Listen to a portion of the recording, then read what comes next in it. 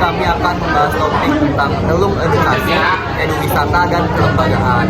Sebelumnya, izinkan kami memperkenalkan diri. Nama saya Daniel Fakra. Nama saya Prima Zahra. Nama saya Hairunisa Fatima. Nama saya Nasyama Nindita.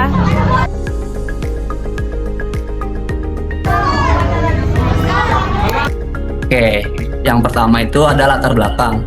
Latar belakang dari proyek ini berangkat dari kondisi bahwa sektor pertanian saat ini menghadapi berbagai tantangan, seperti perubahan iklim, keterbatasan sumber daya alam, serta meningkatnya kebutuhan akan sistem pertanian yang berkelanjutan. Salah satu pendekatan yang dapat diterapkan adalah konsep eco-techno-farming, yaitu sistem pertanian yang mengintegrasikan prinsip ekologi dengan teknologi tepat guna sehingga mampu menciptakan sistem yang produktif, efisien, adaptif, dan ramah lingkungan. Living Lab Eko Tani Mandala sendiri telah menerapkan konsep tersebut melalui berbagai komponen yang saling terintegrasi, mulai dari budidaya tanaman, perikanan, pengolahan limbah, hingga pengolahan hasil. Namun, berdasarkan hasil observasi kami, potensi Living Lab sebagai media pembelajaran dan edukasi masih dapat dikembangkan lebih lanjut. Oleh karena itu, kelompok kami berfokus pada pengembangan relung edukasi, eduwisata, dan kelembagaan agar fungsi Living Lab tidak hanya sebagai tempat produksi, tetapi juga sebagai media pembelajaran yang lebih efektif dan berkelanjutan. Oke, selanjutnya ini ada kondisi existing lab yang akan dipresentasikan oleh rekan saya. Untuk kondisi existing Living Lab-nya, berdasarkan hasil observasi, Living Lab Eko Tani Mandala telah memiliki berbagai komponen yang mendukung menerapkan sistem eco-techno-farming. Pada aspek budidaya, terdapat berbagai komoditas seperti rosella, telang, cabai, selada, labu, timun, dan sawah.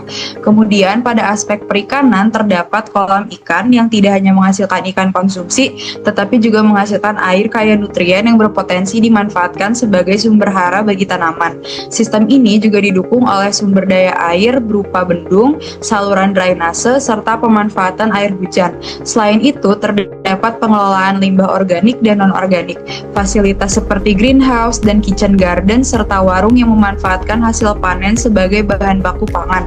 Secara keseluruhan, kondisi existing menunjukkan bahwa Living Lab telah memiliki komponen yang cukup lengkap dan saling terhubung. Namun, potensi tersebut masih dapat dioptimalkan melalui pengembangan aspek edukasi dan kelembagaan. Boleh next.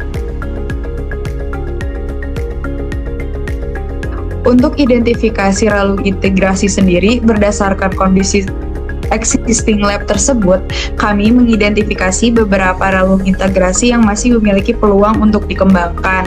Relung pertama adalah relung edukasi, karena hingga saat ini belum terdapat jalur pembelajaran yang dapat menjelaskan hubungan antara komponen dalam sistem eco-techno-farming secara menyeluruh. Selanjutnya adalah relung sosial, yaitu peluang untuk memperluas kolaborasi dengan sekolah, komunitas, kelompok tani, UMKM, maupun masyarakat sekitar. Kemudian terdapat relung kelembagaan yang berkaitan dengan penguatan koordinasi dan pembagian peran antara pengelola, mahasiswa, dosen, dan mitra agar kegiatan Living Lab dapat berlangsung secara berkelanjutan.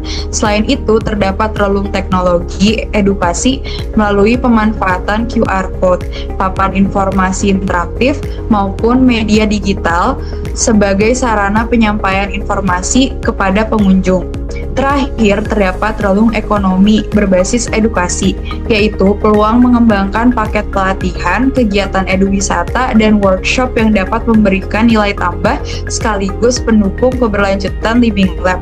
Berdasarkan identifikasi tersebut, kami menyimpulkan bahwa pengembangan sistem edukasi terintegrasi menjadi relung yang paling potensial karena mampu menghubungkan seluruh komponen yang sudah ada menjadi satu kesatuan pembelajaran yang mudah dipahami oleh mahasiswa maupun masyarakat. Selanjutnya, presentasi akan dilanjutkan oleh rekan kelompok saya. Boleh di next. Oke, di sini ada rancangan model eco-techno farming. Yang pertama itu ada konsep pengembangan. Rancangan ini disusun berdasarkan hasil identifikasi Ralung yang telah dilakukan sebelumnya. Dari hasil tersebut ditemukan bahwa Living Lab memiliki potensi yang besar sebagai media pembelajaran, namun masih diperlukan integrasi antar komponen agar fungsi edukasi, produksi, dan pengelolaan sumber daya dapat berjalan secara optimal. Oleh karena itu, kami mengusulkan model ekotechno farming yang berbasis Living Lab edukatif, yaitu model yang mengintegrasikan kegiatan produksi, pengelolaan sumber daya, edukasi, dan kelembagaan ke dalam satu sistem yang saling terhubung. Kemudian ada integrasi komponen existing. Model ini memanfaatkan komponen yang sudah tersedia di lokasi, seperti bendung dan saluran air, kolam ikan, greenhouse, dan lainnya. Kemudian, seluruh komponen tersebut dihubungkan melalui pendekatan learning road, sehingga pengunjung tidak hanya melihat proses budidaya, tetapi juga memahami hubungan antar komponen mulai dari pengelolaan air, proses produksi, hingga pemanfaatan limbah. Selain itu, untuk memperkuat fungsi Living Lab sebagai ruang belajar, setiap titik pembelajaran dirancangkan dilengkapi dengan papan informasi, QR Code, dan media digital yang membantu pengunjung memperoleh informasi secara mandiri. Pengelolaan Living Lab juga didukung melalui kolaborasi antar pengelola, dosen, mahasiswa, sekolah, komunitas, dan masyarakat agar sistem dapat berjalan secara berkelanjutan. Boleh di next. Kemudian di sini ada diagram alir. Yang pertama itu ada diagram alir sistem. Sistem diawali dari air hujan dan bendung sebagai sumber utama penyediaan air. Air tersebut dimanfaatkan untuk mendukung kegiatan pada sawah, kolam ikan, dan greenhouse. Kemudian, kolam ikan menghasilkan air kaya nutrien yang kemudian dimanfaatkan untuk mendukung pertumbuhan tanaman budidaya seperti rosella, bawang, cabai, selada, labu, dan timun. Selanjutnya, biomasa berupa sisa tanaman serta limbah dapur diolah menjadi kompos dan maggot BSF. Hasil pengolahan tersebut menghasilkan pupuk organik yang dikembalikan kembali ke sistem budidaya sebagai sumber hara.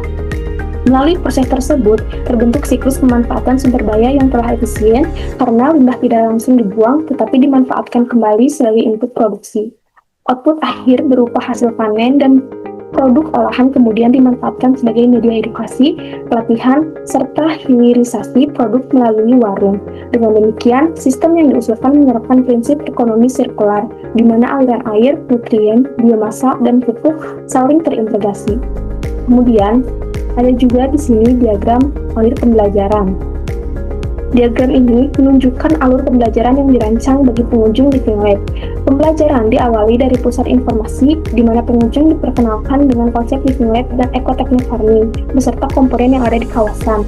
Selanjutnya, pengunjung diarahkan untuk memahami pengelolaan air, mulai dari pemanfaatan air hujan, bendung, hingga distribusi air dalam sistem budidaya. Tahap berikutnya adalah budidaya terintegrasi, yaitu bagaimana kolam ikan, greenhouse, sawah, dan tanaman budidaya saling mendukung dalam menghasilkan produk. Setelah itu, pengunjung mempelajari pengolahan biomasa dan limbah melalui proses pengomposan dan budidaya maggot BSF sehingga limbah organik dapat dimanfaatkan kembali. Pada tahap akhir, pengunjung diperkenalkan pada produk dan nilai tambah yang dihasilkan, seperti hasil panen, produk olahan, hingga konsep ekonomi sirkular yang diterapkan pada Living Lab. Selanjutnya ada teknologi yang diusulkan. Untuk mendukung penerapan model tersebut, kami mengusulkan beberapa teknologi yang disesuaikan dengan kebutuhan Living Lab. Pada aspek edukasi, diterapkan learning road, papan interpretasi, dan QR Code agar edukasi pengunjung dapat memahami fungsi setiap komponen secara mandiri. Pada aspek budidaya, digunakan sensor IoT pada greenhouse untuk memantau kondisi lingkungan, serta sistem biofilter atau resirkulasi air pada kolam ikan agar penggunaan air menjadi lebih efisien. Dalam pengelolaan sumber daya, diterapkan rainwater harvesting untuk pemanfaatan air hujan, komposter aerob, dan budidaya maggot BSF untuk mengolah limbah organik menjadi pupuk dan sumber nutrien.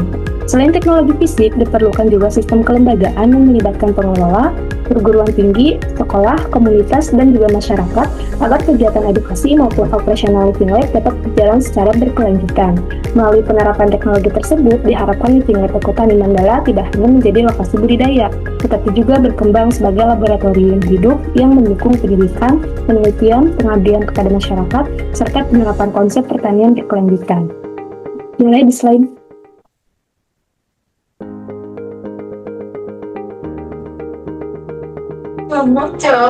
Selanjutnya, saya akan membahas mengenai produk dan nilai tambah yang dapat dihasilkan dari pengembangan relung edukasi di Living Lab Ekotani Mandala. Living Lab ini berpotensi mengembangkan paket edukasi wisata dan pelatihan berbasis learning road yang dapat diikuti oleh sekolah, UMKM maupun masyarakat umum. Selain itu, tersedia modal pembelajaran, infografis, dan media digital berbasis QR Code yang ditempatkan di setiap titik lapangan agar pengunjung bisa belajar secara mandiri.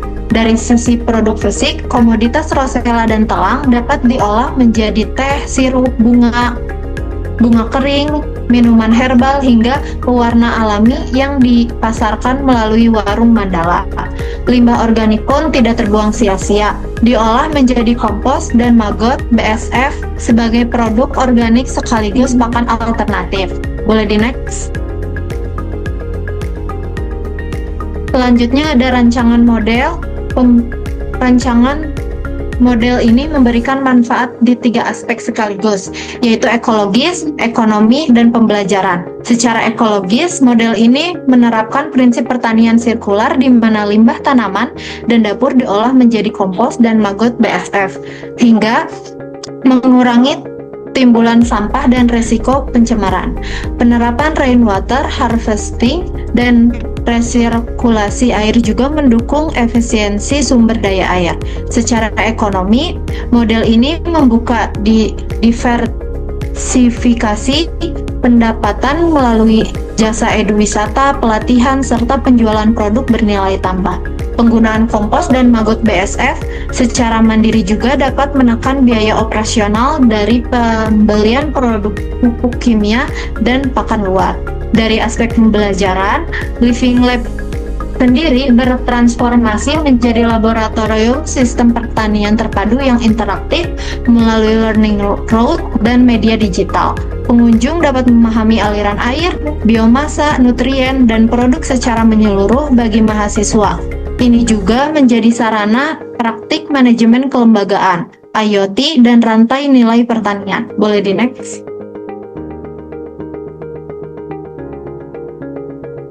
Terakhir, kami menilai rancangan ini layak untuk diimplementasikan berdasarkan 5 aspek. Secara teknis, teknologi yang digunakan relatif sederhana dan memanfaatkan sarana yang sudah ada. Sementara IoT dan sistem monitoring dapat dikembangkan secara bertahap. Dari sisi ekologis, model ini memperkuat siklus biomasa dan hara sekaligus mengurangi ketergantungan input eksternal. Secara ekonomi, infrastruktur sudah tersedia sehingga pengembangan produk olah dan eduwisata berpotensi menjadi sumber pendapatan jangka panjang. Dari aspek sosial dan kelembagaan, model ini mendorong kolaborasi antar pengelola, dosen, mahasiswa, sekolah, KWT, dan UMKM. Sedangkan dari sisi pembelajaran, penerapan learning road dan media interaktif memudahkan pengunjung memahami aliran sistem secara boleh di next. Akan disampaikan atau dipaparkan oleh rekan saya. Oke, yang selanjutnya ini ada kesimpulan dan rekomendasi. Yang pertama yaitu kesimpulan dari apa yang sudah kita amati, yaitu Living Lab Ekotani Mandala sendiri memiliki aset biofisik dan komoditas yang sangat potensial. Namun, hubungan fungsional antar komponen belum tersampaikan secara optimal kepada pengunjung. Pengembangan 5 relung integrasi yaitu edukasi, sosial, kelembagaan, teknologi edukasi, dan ekonomi berbasis edukasi merupakan solusi integratif untuk menjadikan Living Lab sebagai pusat pembelajaran ekotechno farming yang mandiri dan berkelanjutan.